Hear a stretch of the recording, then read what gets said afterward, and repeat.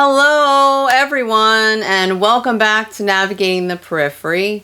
My name is Deborah, still hasn't changed, and this is my handsome son Philip. Hello. How is everyone doing today? If you're into what we're doing on this channel, you know what to do. We want to try and get our message out there and try to reach and help as many people as we can. Navigating the Periphery, we are trying to stop the stigma of a mental health diagnosis, one show at a time. If you know anyone who could benefit from watching this channel, please help spread the word. Remember, it's okay not to feel or be okay all the time. You're not alone. We're here. We are. So Philip, how are you doing today? I'm doing great today, Mom. How are you doing today?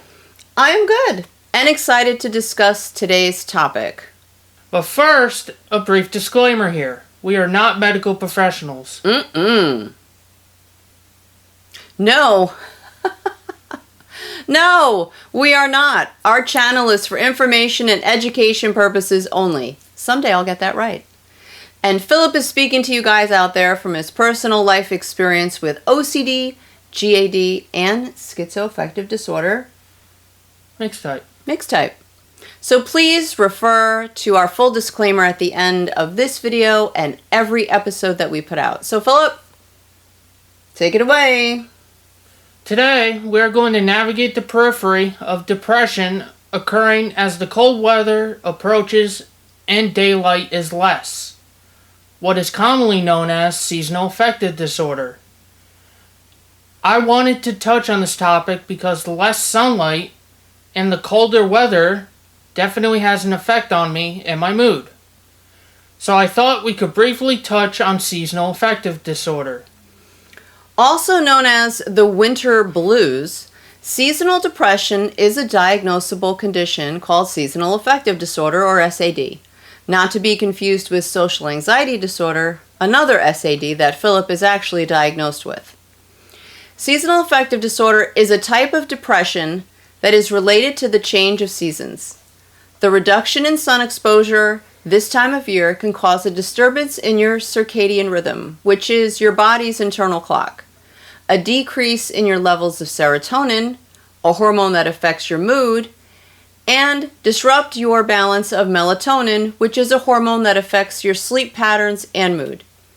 These changes can lead to feelings of depression. According to the Academy of Family Physicians, about 4 to 6% of people in the United States suffer from SAD, and as many as 20% may experience a mild form of it.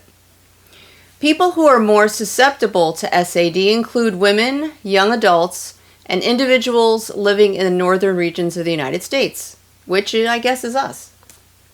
People with a family history of SAD or other forms of depression, and people with a diagnosis of depression or bipolar disorder.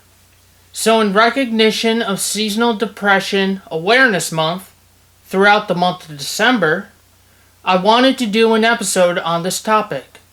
During the month of December, we experience additional stressors that come with the onset of winter holidays. This makes it more important than ever to find and use helpful stress management techniques. We have covered in 2 past episodes some great coping strategies, and I'll leave a link to those 2 episodes in the description box below. I personally try to use positive self-talk, connecting with my family, talking with people who trust about how you're coping with these feelings, and taking breaks from social media and the news are a few good ways that can help alleviate stress.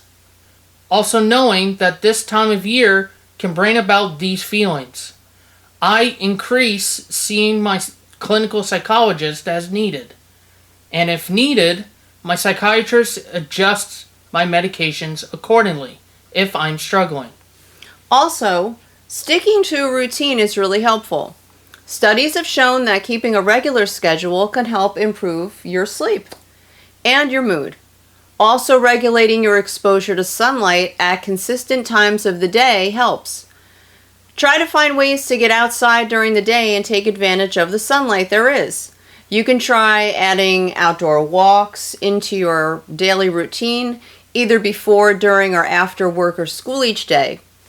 If you're not able to get outside, be sure to keep your blinds open and choose a workspace near a source of natural light. I know it's hard because I know here in New York it's freezing, and when possible, also try to eat a well-balanced diet. That helps, even if it's super hard at this time of the year, at least for me. Despite the long, dark days, December can be the most wonderful time of the year for most people. But it's also the time for the winter blues for many others. For this reason, December has been designated as Seasonal Depression Awareness Month. Now, I've never been diagnosed with seasonal affective disorder, but due to the fact that I have schizoaffective disorder mixed type, which is composed of bipolar symptoms and major depressive symptoms, I find during this time of year. I do suffer with the depressive symptoms a bit more, which is why I wanted to do a brief episode about it. Seasonal Depression Awareness Month is an obscure observance intended to educate the public about seasonal depression and the various ways to alleviate its symptoms. Seasonal affective disorder is more prevalent in regions with harsher winters. Like other mental health conditions, this condition doesn't discriminate.